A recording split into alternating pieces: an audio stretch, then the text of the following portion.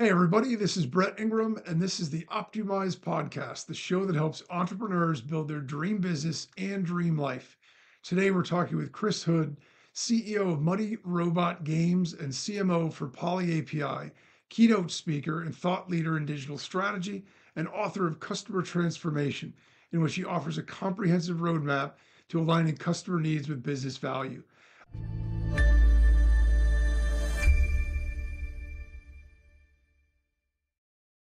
I'm super excited about this because every business needs to be up to date on AI nowadays. And we also need to be finding ways to connect with and serve our customers better. So, with that, welcome, Chris, and thanks for joining us. Appreciate it so much. Awesome. It's great to have you. So, I know you're going to be sharing with us some amazing tips, but I actually want to start off with your background a little bit. Can you tell us about your career and what led you to where you are now? Yeah, it's a story that I share a lot, but basically, one of my very first jobs was working at a movie theater. And when I was there, I got to sell popcorn and clean auditoriums, take tickets at the front door. And the first thing I learned while I was at that job is the customer is always right. And, this is one of those phrases that I think a lot of people want to argue about today. And we can definitely get into that a little bit more. But I had two really strong passions. I had a love for movies and a really interesting hobby of playing video games in the basement of my parents' house, which I think we can all kind of attribute to in some way. Um, but when I got into college, I was presented with two possible options, like go into technology or go into the movies. And I did what we all would do in that case. We studied and thought and wondered what would have the biggest impact and the most financial success in the long run. And so I opted to go into the movie industry and realized very quickly, halfway through, that technology was rapidly evolving. Back in the early 80s, there was no internet, there was no mobile devices. And then even computers grew into the 90s, later into the 2000s. We hit the dot-coms. But the one thing that I started to realize was that the difference between movies and technology wasn't really that different. All of a sudden, we had every company in the world realizing we needed a website, or later on, we need an app for that. And the funny thing is that when I dissected this, really all it was another form of entertainment. Companies wanted to entertain people to their website, keep them engaged on that website, keep them interested, answer their questions, and ultimately convert them into consumers. And so all this was another platform to express stories and build entertainment value. And as I progressed through my career, I started to realize that there was really this kind of gap between the technology side of an organization and the business side of an organization. And they rarely communicated together. They still don't really communicate together. And they really don't understand what the value that each side represents to the business or ultimately to their consumers. So then it began to materialize that this was full circle. If the customer was always right and we needed to entertain them with technology, then we had to be able to find ways to bring together the business and technology sides to have a conversation about how to make an experience enjoyable and memorable for the consumer so that it can be then converted into sales. And my entire career then has been around bridging that gap. It's looking at it from a consumer perspective and bringing the technology and business teams together to produce experiences that are going to be rewarding for those customers. That's awesome. I know, in my younger days, I worked for an IT consulting company, and I know firsthand the challenges of what you're talking about, just from the perspective of working on a client site and having a technology person trying to understand what a client was trying to achieve and understanding the technology about how to do things, but not understanding the user side of it or what the end goal was, right? The purpose of it wasn't to build a widget. The purpose of it was to serve the customer, do something to give them a better experience. And so ultimately, at some point, you got to find a way to sort of bridge that gap. So obviously, you found a really great area of need there. So I know in your career, you've worked for Google, Fox Broadcasting, and you worked on technologies for storytelling. Can you share with us a little bit about your experience with that and tell us what that was like? Yeah, well, I was just touching on it. If we think about technology as really a vehicle to tell stories, I mean, that's what it is. I mean, we think about artificial intelligence today and using apps on our phones. All that is painting various stories of our lives. Think about it, especially like during COVID, you needed to order groceries. And I'm sure we all have these stories about, yeah, I ordered groceries and then there was this curbside pickup and I went and I had to wait outside in my car. And wow, all of the, like we have these stories because there are personal experiences. The technology is the thing that has connected those experiences for us. If we think about even like I loved going to the movies and movies was a big part of my life. Obviously, first job was working at a movie theater. The difference between my movie going experience when I was in high school versus what it is today is drastically different. But again, the technology is part of that experience. I log on to my phone, I look up showtimes, I buy tickets, I pick my seats, I order my food in advance, go pick it up at the concession. Like all of that has changed the stories that I'm going to share about how technology has directly impacted our experiences as consumers. And so, even at the level of like actual storytelling, companies like Fox Broadcasting, Disney, who's acquired Fox, um, you know, the stories of television shows and movies have expanded to now app experiences, transmedia approaches. All of that is wrapped around developing these ideas that the story itself doesn't end from the moment that, like the moment you go into the theater, you sit down, you watch the story, and then you leave. That experience and the technology extends that opportunity for us. So if you've gone and seen a good movie, most likely you're going to go onto social media and say, oh my gosh, just watch this movie. It was awesome. And then that extension of that experience is happening. And it's doing it on an exponential scale right now, primarily, again, because of our access to social media, the speed of the internet, and how information gets transferred around. Even our podcast right now, we're, live together, but we're not live necessarily broadcasting. So we're using technology to share in storytelling. It's all a part of that experience as consumers that we are engaged with on a daily basis. Yeah, I mean, it's so funny how all of those things have evolved. I remember being a kid, dating myself also, going to see ET in the movie theater. And the way you went to see it was you drove up to the theater and you saw if they still had tickets left. And the line was out the door. It was around the corner. It was showing on one screen. And you waited. And we had to go back 3 times before we could get tickets. You'd get to a certain point in the line.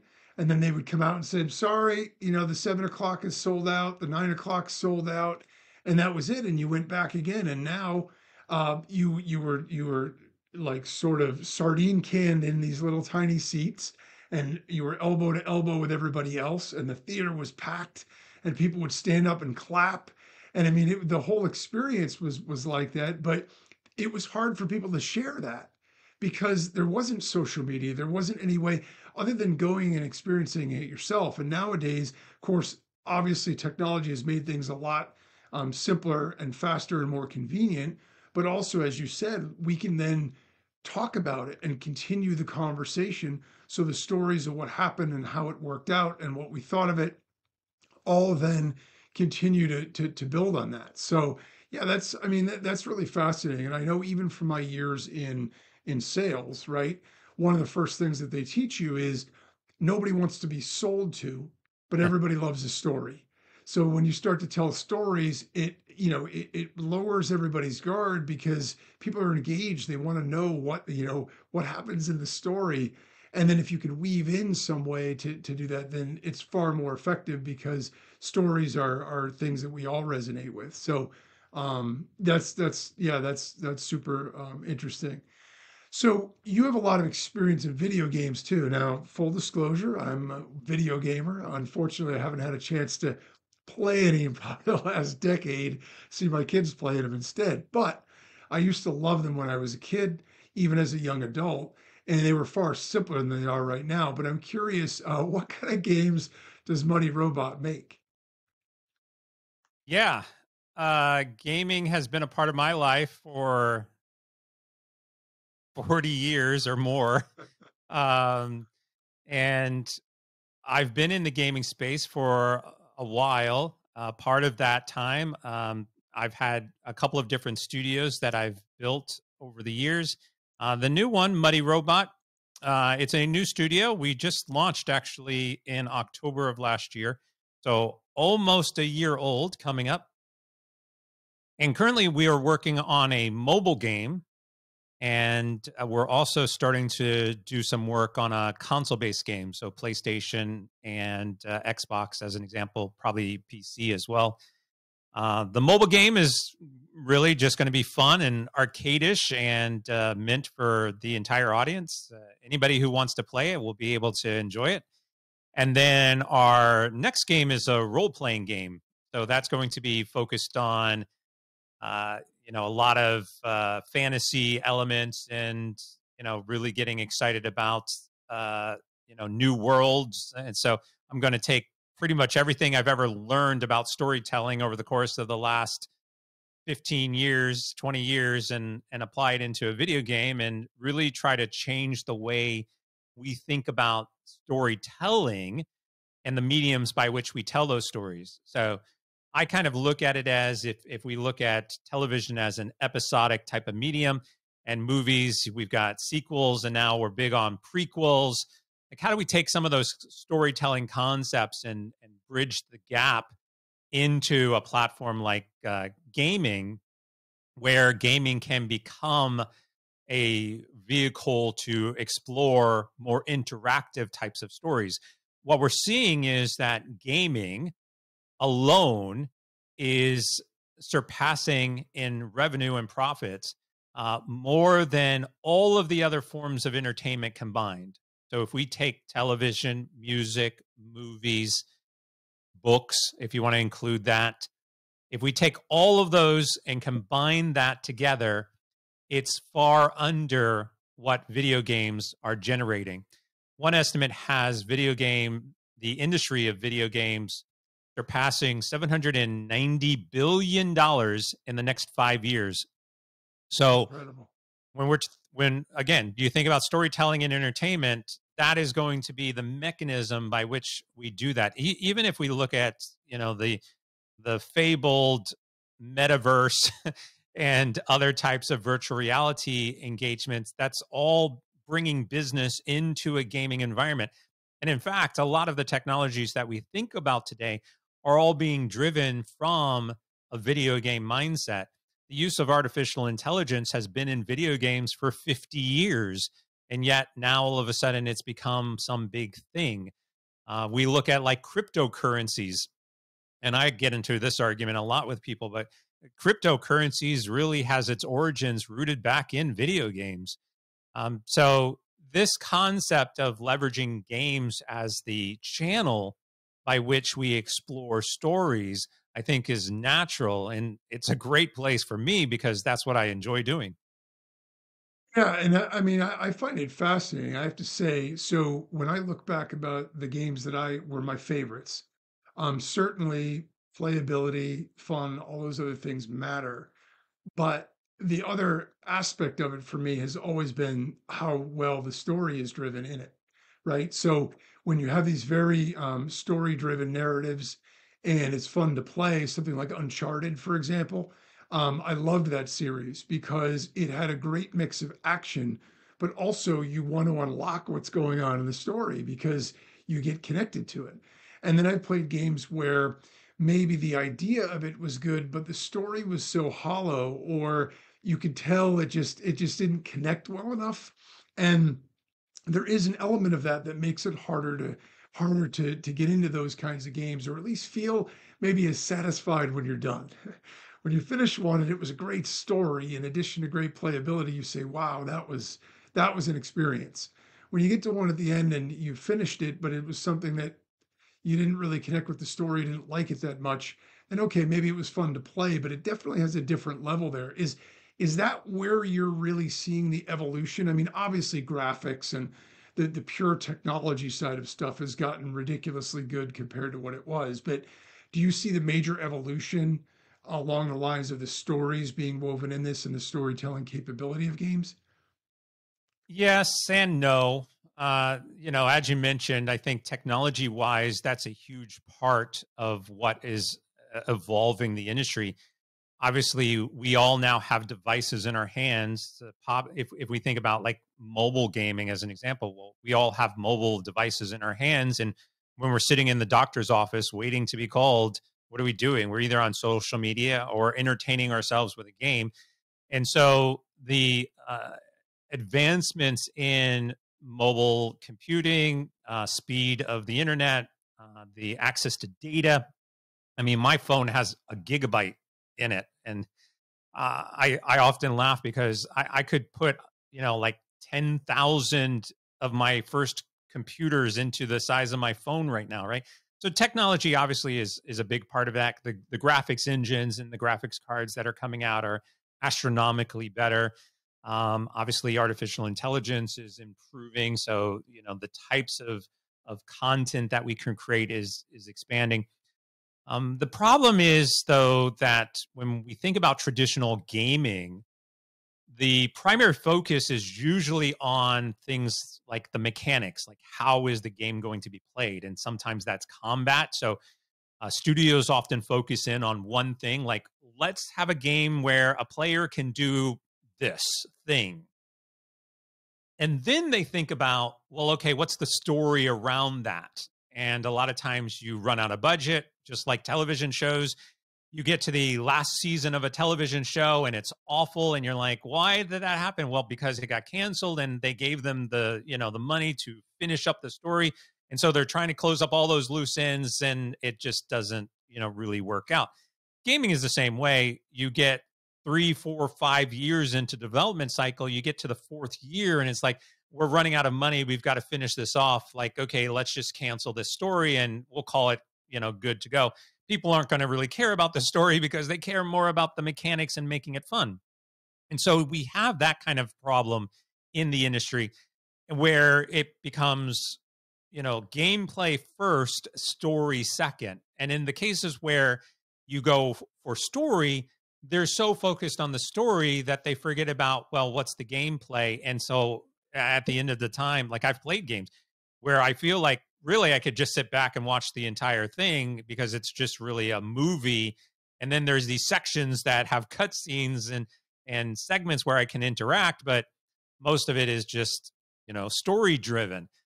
We really haven't gotten to that point where there's a solid, strong story with legitimate gameplay experience that is seamless between the two. And I read an article actually a couple of days ago that suggests one of the things that is drastically missing is a linear storytelling approach.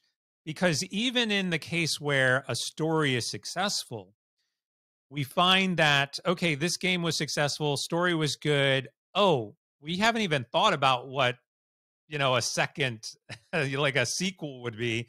So now we got to come up with another story, and that story may or may not make sense. So one of the things that I am tackling is we're actually looking at 6 games with 6 linear story progression. And my view of this is, well, if we are successful, then great. It's all going to make sense because I'm figuring it out front.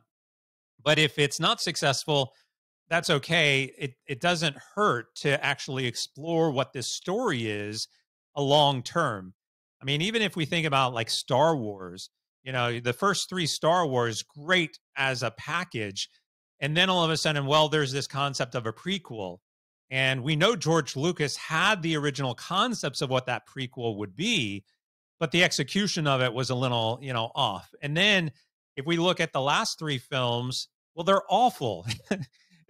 And why are they awful was because they just tried to jam in all this conceptual stuff that didn't really make sense to the overall universe.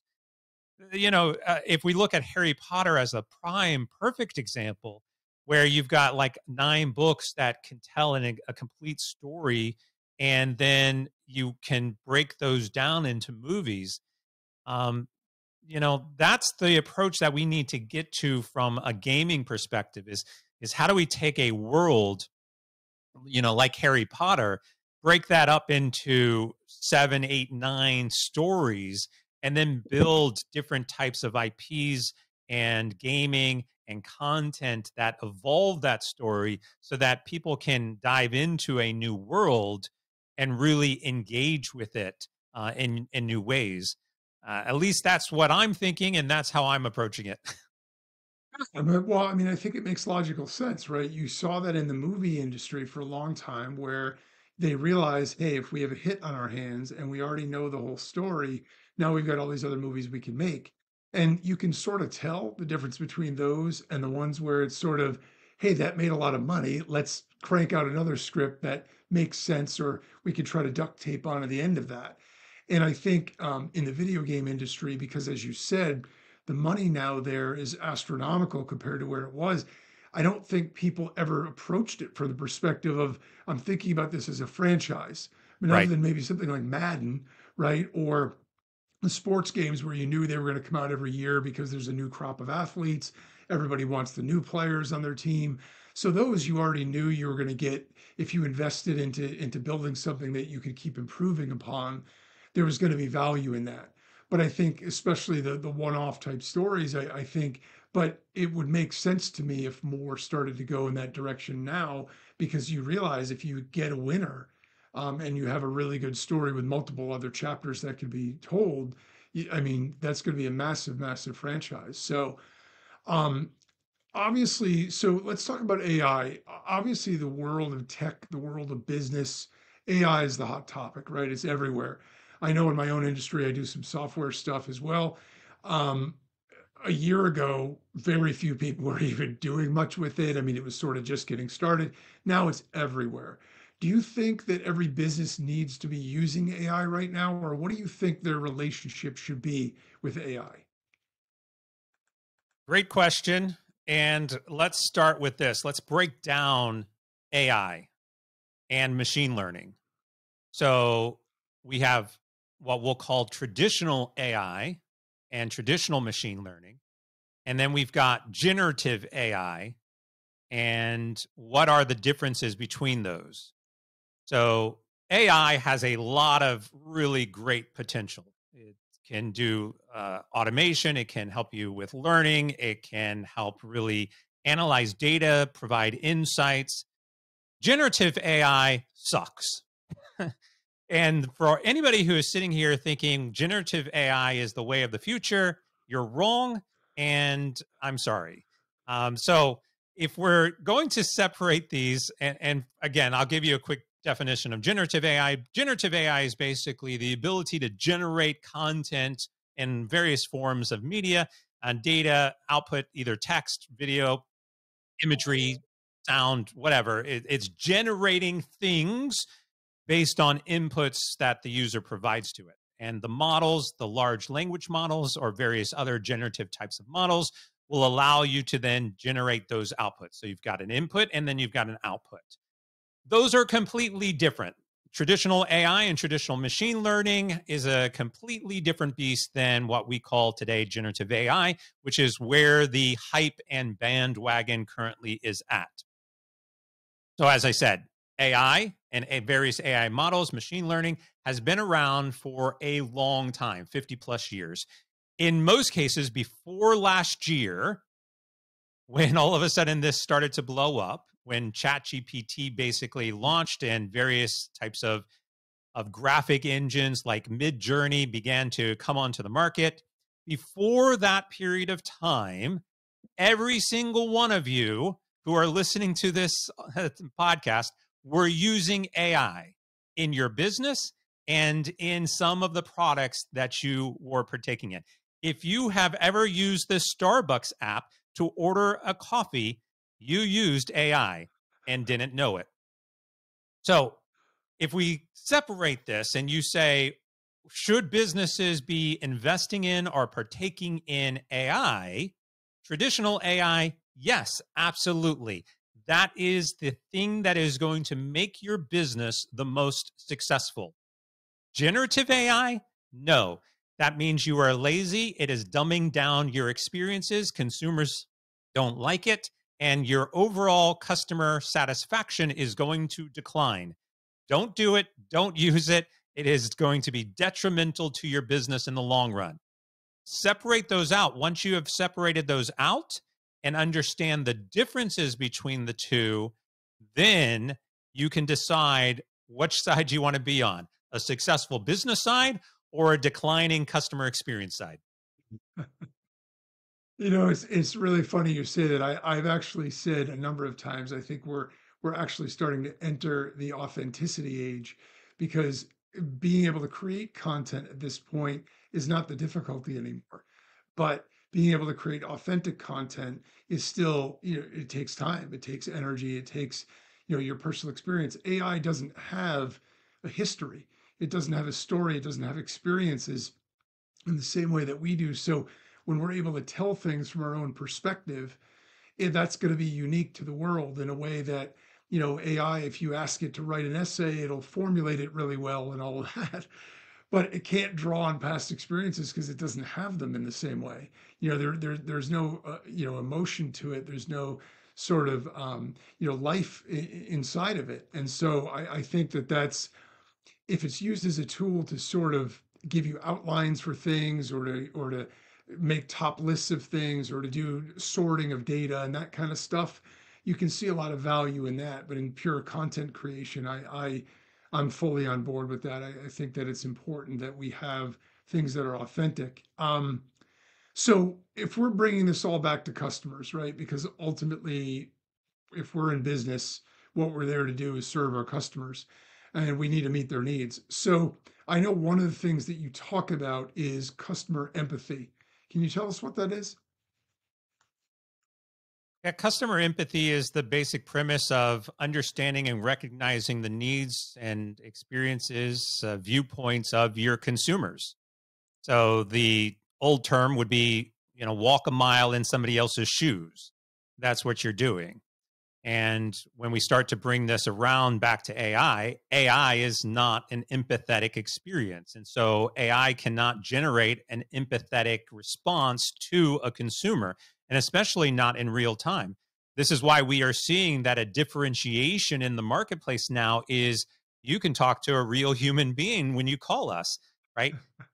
AI and not generative AI, machine learning and not generative AI, can recognize the moments in time by which you need to hand this experience off to a real human being so that they can come in and have that conversation. We as humans naturally want to engage with other humans. And sure, there are experiences that we have that we're okay with doing this alone. We'll use self-checkout as a great example. There are a lot of people in the world who absolutely love self-checkout. And so we go to the grocery store and we do it. There are equally just as many people who despise it and hate it. And yet, imagine a system by which we knew who you were and we could direct you to either self-checkout or a line before you got there, right? Now, theoretically, we can't do that, right? We don't have some sort of light control system like a stoplight navigating traffic in a grocery store saying, oh, I recognize you as a self-checkout person. Go over here, right? If we could get to that point, awesome. Add a couple of photographs, do facial recognition, determine who you are. But that's the type of thing we're talking about here. And we just automatically want to dump everybody into a bucket. Like, I'm going to reduce my cost, accelerate the time to answer questions. And I don't really care at the end of the day how the customer feels about that experience. So when we think about customer empathy, think about things like you were just in an accident. God forbid you were in an accident, but you were just in an accident. And while you're in the accident, you're trying to call your insurance company. You just realized that you forgot to pay your mortgage, and you're trying to get in touch with your children who are currently in daycare. And all of these things are happening because that's our life story. And you call up your bank to say, I missed my payment on my mortgage. Can I pay it now? I've just been in an accident. And what's the bank person going to do? What's the AI going to do? Like, are you going to allow the AI to automatically do an extension of the mortgage payment without any understanding or context behind the scenes? AI should be able to help you do that, let alone when we get back to that empathetic point of view, is just take a beat and say, oh my gosh, I'm so sorry you've been in an accident. I've been in an accident. That's awful. Like, are you okay? How's the car? Was anybody with you? Like, take freaking 5 minutes to just sit there and have a conversation with the person and build the relationship. Who cares what the rest of the conversation is going to be about? That's empathy. And there's no AI on the planet that is going to be able to have that context and be able to carry on that conversation with you before getting to the actual point of the conversation. Why did you call? Now, how can I help you? We've gotten through the technicalities and the issues. Like, if I had a business, the first thing I would be telling every single customer support person is take 2 minutes and just have a conversation with the person. I don't care how long it takes. My KPI should not be on how fast can I get you through the queue. My KPI should be on how fast do I build a rapport and a relationship with my consumer? And we can only do that on a human to human basis. The day that we have our own personal AI assistants calling in to complain about the AI experience or the AI product that the AI person assistant bought, then you can go about it however you want to do it. But until then, we are seeing in the marketplace a decrease in empathy, a decrease in satisfaction. Consumers are more demanding and empowered than ever before to make a decision and change the place that they do business at. That if you want to put all of that risk in the hands of an AI, then again, you don't care about the empathetic approach. And really, all you are doing is treating your consumer as another number. That's a really interesting perspective. I remember, at least around here, I don't know if it was nationwide, but banks at one point a few years back decided what they were going to do is allow you to use any of their machinery, ATMs and stuff like that, for free. If you needed to actually speak with a human being, it was $5 to wait in line and go to the counter. I can tell you that policy lasted maybe a month before they got rid of it, because every single person was literally ready to pull all their money out of whatever bank they were at and leave, because you can't charge people for basic customer service. I mean, your money is in their bank, and you're trying to go up and make a deposit or withdrawal or have a question, and they're going to say, okay, $5 for you. I mean, when you think about it and you step back about it, it seems insane that anybody would even try that. But they were looking at it from the perspective of manpower and the cost of labor. And they said, well, geez, we could really cut. I'm sure some executive looked at it, and the bottom line was, wow, we're going to save millions of dollars if we do this. And it crashed and burned. Let me give you one more example, because right now, Taco Bell, which I love Taco Bell, but Taco Bell is on my naughty list. Okay. Because, and there's a huge business analysis that I probably should write up on this. But right now, if you walk into most Taco Bells, you are going to see a kiosk where you can place your order, and you're going to see a sign at the register that says, please use kiosk to place your orders. And if you have cash, use the kiosk and then come up and give us the cash at the register. So what I started to realize is that they are creating barriers to ordering food the moment I walk into the restaurant. A couple of days ago, I actually decided I was going to go to Taco Bell, and I almost walked out and said, I'm not going to do this, because the experience, the human connection of, I want to make sure, one, you've got my order correct. And two, I just want to be able to have a conversation with somebody, even if I'm by myself, like, here's what I want to order. But the fact that they are pushing people to use the digital system and disconnect from that experience in the restaurant is damaging them. It is creating barriers for individuals who want to come in and order food. And you could start to analyze this. California passed a law for minimum wages. And again, I don't get political, but that is having a huge impact, because now Taco Bells are laying off people because they don't want to pay the minimum wages that are required anymore. Less staff means that they have to find ways to automate the experience. And so again, you've got these kiosks that are going to facilitate the information. They're capturing all the data while they're at it. So they're going to be able to analyze and remarket that data back to you or to other people. And I'm just like, it's back to self-checkout. Like, I can go to Target and have a self-checkout experience, but I don't necessarily want my self-checkout experience to be at Taco Bell where I'm ordering food. It's easier for me to go through a drive-through where a real person is going to order my food at Taco Bell. Yet, like right now at my McDonald's down the street and Wendy's down the street, they all have AI assistants at the drive-through. So you go up to the menu and it's an AI saying, how can I help you today?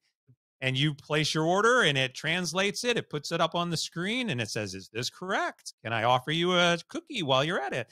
Like, so they're all trying to find ways of simplifying the process, but that means that they're also simplifying the human experience. Yeah, yeah, absolutely. And I mean, you can understand the desire to obviously cut costs or to make things more efficient and to take out the elements of human error. I remember when the concept of self-driving cars was sort of a big, talking point. And I remember thinking to myself, I like to steer the wheel. I don't know about this idea of self-driving cars. If you ask me on a different day where I'm stuck in traffic because there was an accident because someone was looking at their cell phone instead of driving their car, I might have a different opinion. But totally understand. I mean, obviously, at the end of the day, human to human relationships, interaction, all those kinds of things are the things where we derive our happiness, meaning, and value in life. And so if we completely strip all of that out and make everything just the fastest path to efficiency for everything we're doing, there's definitely something that's lost in translation there. It won't really work, I don't think. So it'll be interesting to see how those tensions play out in the coming years and decades even. So let's talk a little bit about entrepreneurs and your products, programs, services, whatever. What programs, products, services do you offer, and where can people find you? Yeah, so we'll go backwards on that. The easiest place to find me is on my website, chrishood.com, CHRISHOOD.com. And there you can find pretty much everything. You can find my book, you can find my blog, you can find my own podcast, you can find all of the things that I can help you with. So my book, Customer Transformation, is a 7-stage strategy for building customer alignment and helping your business be successful. How do you build a customer success organization? How do you think about customer centricity within your organization? And then all of these different concepts, including AI. As much as I'm harping on AI, I do a lot of consulting around how to properly use AI and how AI can help benefit you and that customer experience. So anything on customer transformation, customer experience, customer success, customer support, and AI, leveraging that in innovation, I can help organizations with. And I do a lot of consulting I do a lot of public speaking, workshops, webinars, all on these various topics. And so if you're interested in any of that, yeah, I would just suggest that you go to my website, chrishood.com, and you'll find a whole list of things, and you can reach out to me and ask me how I can help. Awesome. And then the last question that I always have to ask is, what's your number one tip for success as a business owner or an entrepreneur? Uh, there's really two, and the first one is what we've basically been talking about, and that's the customer has to be first. No matter what you are doing, customer has to be first. I've had a lot of conversations in the last several weeks about companies that are focused on, well, the biggest responsibility for a CEO is the bottom line. It's financial, it's budgeting, the CEO has a lot of things to worry about. So we understand if customer is not one of the priorities or is not another stakeholder to worry about. And I always come back, you have no other priority other than your customer. You have no other major stakeholder other than your customer. Shareholders are not your most critical stakeholder. Your customer is. So getting around that mindset of that the customer has to be first in everything you do. And I will challenge any person out there listening to come to me and try to argue a different priority. And I'm happy to have that conversation, but your customer has to be first. That's one. The other one from an entrepreneurial perspective is fairly simple, but it's amazing how many people don't really think about it or do it, and that's just do it. uh, the thing that you have to do as an entrepreneur is you have to wake up and do something every day. You can't just let it fall on your lap. You can't just rely on other people to help you do it. You have to build and deliver daily. And for so many people, that is hard. You have other priorities. You are going to work on a full-time job and doing something on the side, whatever that hustle is that you have lined up. And I've talked with entrepreneurs who are like, here's what I want to build, and here's my goal, and here's my pitch deck, and here's all this, my business plan. Like, I've got all this stuff. And I'm like, great, like, do it, like, start doing it. And then I'll reach out to them a couple of months later and where are you at? How are things going? And they'll be like, well, we haven't really found funding yet. I'm still looking for an angel investor. I need some support. You've wasted 3 months. You have to wake up every single day and be willing to do something that is going to contribute to what you want to build. And so, your business plan is great. You built something. That was your output. That was your deliverable for that day or 2 days. Now what? And if you can get into the habit of waking up every day and delivering something, then you are going to be more successful.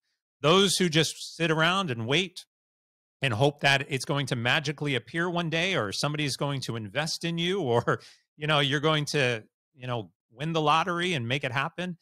That's not the right mindset. So customer first, and then just go and build something. I love that advice. I mean, I'm a big believer in momentum, and I know that, whether it's working on your physical body, right? The hardest thing is getting into the gym that first day.